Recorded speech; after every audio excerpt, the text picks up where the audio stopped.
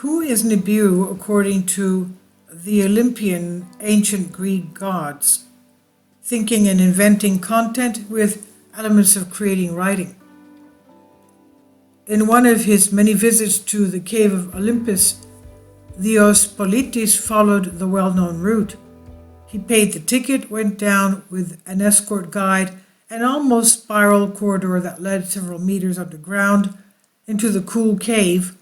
He went down some more of the metal steps until he was in front of the humanoid figure. The guide, who had now learned what was to come, stepped aside, always keeping in mind that the visitor might slip and be killed or do something to damage the scenery. Politis looked into but beyond the stone phantom's eyes and mentally asked, "Who is Nibiru?" Politis is a Greek contact person who claims to communicate regularly with the Olympian gods through the cave of Olympus near the village of Olympie in Chios, the island of Chios. Within it, a natural formation that looks quite like a bust of a woman can be clearly distinguished. Politis, through him, comes into spiritual contact with the goddess Hera, as he says, and related when around will the Olympians intervene, he wrote the following: "I joined my legs, raised my arms so that the rest of my body formed a capital Ypsilon. Then I asked, 'Who is Nibiru?' Immediately, the mental process response came into my mind. Quote, 'Although the question is not correct, I see what you have in mind like an image. There is a celestial body with many names. Each ancient people named it in their own way and focused on certain characteristics of it, not necessarily the same as other cultures.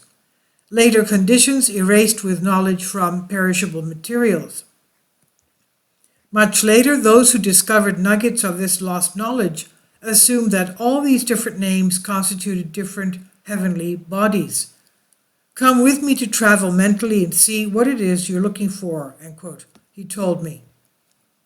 Suddenly, I find myself in a completely dark environment. I was scared. The truth is, everything around me was shrouded in darkness. I felt like I was blind. At one point, I saw starlights, but no, I thought so. They were like sparks.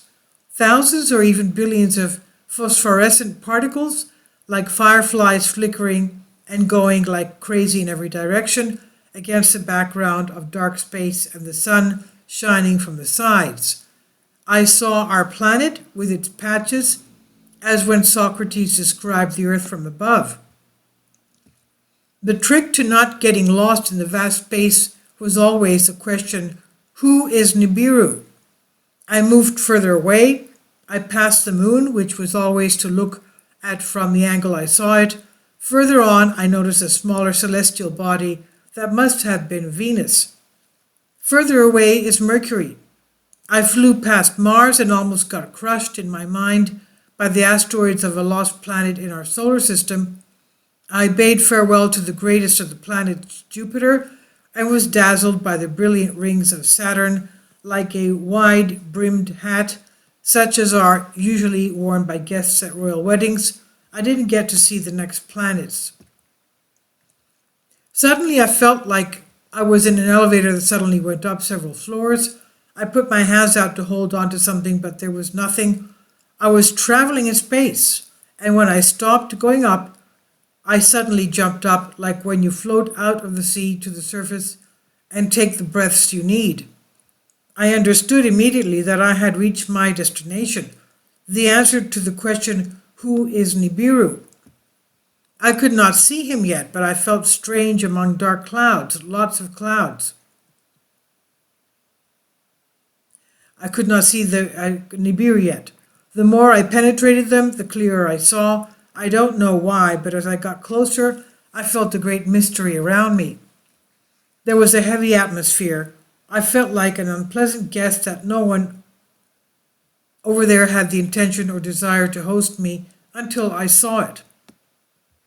It had a reddish-orange color. I was not sure if it was a star.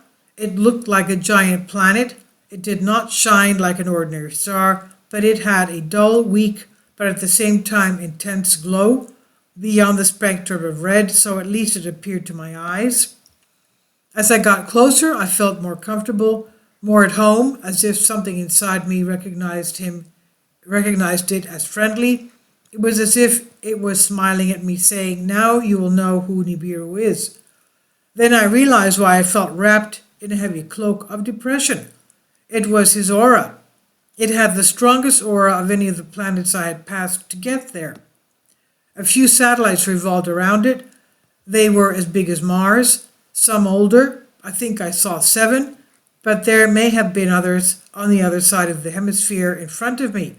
I perceived the environment of Nibiru as problematic. It was completely uninhabited. Maybe it never got to life. In addition to strong aura, it also had strong gravity. Bone crushing, so at least one of its satellites, the one I was passing by now and reminded me of Earth, was habitable and inhabited. The satellites were in close orbit around Nibiru. They could get the precious light and heat from it, so they could have life. The beings were like men. They seemed to have a lot in common with us. If I saw them on Earth, I would swear they were human. I think I could feel that they were more intelligent than us, with large doses of empathy, but also with the gift of intelligence, spirituality together. They would gladly inoculate with them populations of other planets if they asked for it or needed it. But these populations were not always able to show their fruits immediately. Others took hundreds or even thousands of generations, while others' never came to fruition.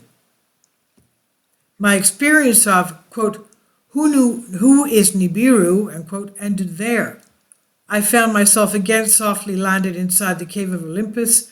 Maybe I was not ready to learn more. Perhaps my question did not cover the whole range of what I would like to know. Maybe I got tired. I probably should have done more next time, because every time is terribly exhausting. I thanked the idea of the goddess Hera for connecting me and making me feel so much. I went straight and sat down at the small table under the shade that the friendly tour guides had for the visitors. To the tune of the cicadas, I immediately began to record what I experienced before I forget some things. And this I've translated for you from a Greek article. Please leave your comments. Thank you for your support. Kindly support my Patreon account. The daily posts are 5 videos daily, and they are totally different from what I have on my YouTube channel. Thank you so much for your support and that you find all my content so interesting. You'll find the Patreon account details in the description box below.